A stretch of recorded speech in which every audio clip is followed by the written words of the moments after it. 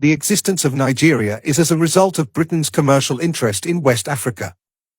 The geographical region that is now modern-day Nigeria was once known as the Slave Coast. By 1870, that had changed. Britain had lost its appetite for slaves and preferred palm oil. In the 19th century, Britain was the first industrialized nation in the world, and it needed palm oil as a lubricant for its machines. The region that is Nigeria today had a lot of palm oil, the majority of it tucked in the lush vegetation of the Niger Delta. The demand for Nigeria's palm oil was huge. A man known as George Goldie would be an important figure in Nigeria's palm oil business. In 1879, he formed the United African Company, later renamed the National African Company. There was a lack of structure in the palm oil business. Niger Deltans sold to the highest bidder, and Goldie was able to control the region of the lower Niger River. In 1884 his business had boomed that he had 30 trading points along the lower Niger, essentially creating a monopoly for the British to capitalize on. The Berlin Conference should be highlighted here.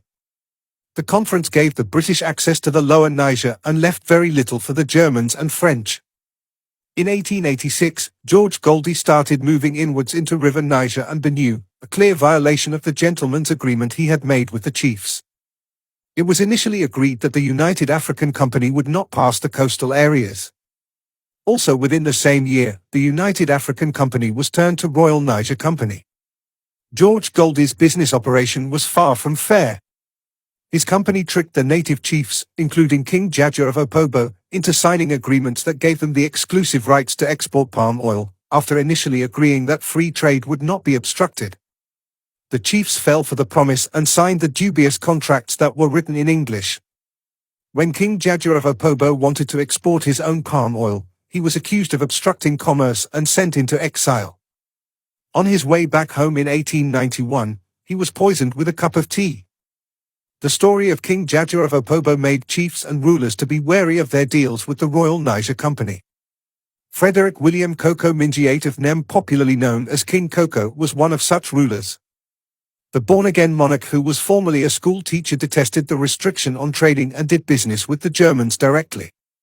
In 1894, after the Royal Niger Company introduced more restrictions, King Cocoa VIII denounced Christianity and formed an alliance with the Boni and Okpoma to take down the company.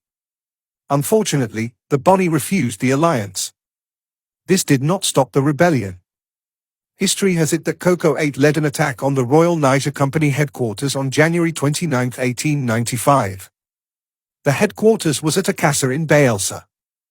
The attack saw the king capture 60 white men while losing 40 of his soldiers. Using the 60 men as hostages, King Cocoa Mingi wanted the Niger Company to allow him to choose his trade partners. If the company granted his wish, he would release the men. The Royal Niger Company did not yield. King Cocoa killed 40 of the men he captured. As retaliation, the Britain's Royal Navy attacked Brass and leveled it completely on February 20, 1895. An uneasy calm was restored and the British had their way. King Cocoa was on the run. As punishment, the people of Brass were fined £500. Their weapons were taken from them also. King Cocoa moved into exile after rejecting the terms of the British after the British Parliamentary Commission. He committed suicide as an outlaw in 1898. The war was, however, a bad PR look for the Royal Niger Company. Britain revoked its charter in 1899. The Royal Niger Company sold its territory, Nigeria, to the British government for £865,000. In 1914, the Southern Protectorate and Northern Protectorate were amalgamated by Lord Lugard. Incidentally, the Royal Niger Company still operates in Nigeria, its new name, Unilever.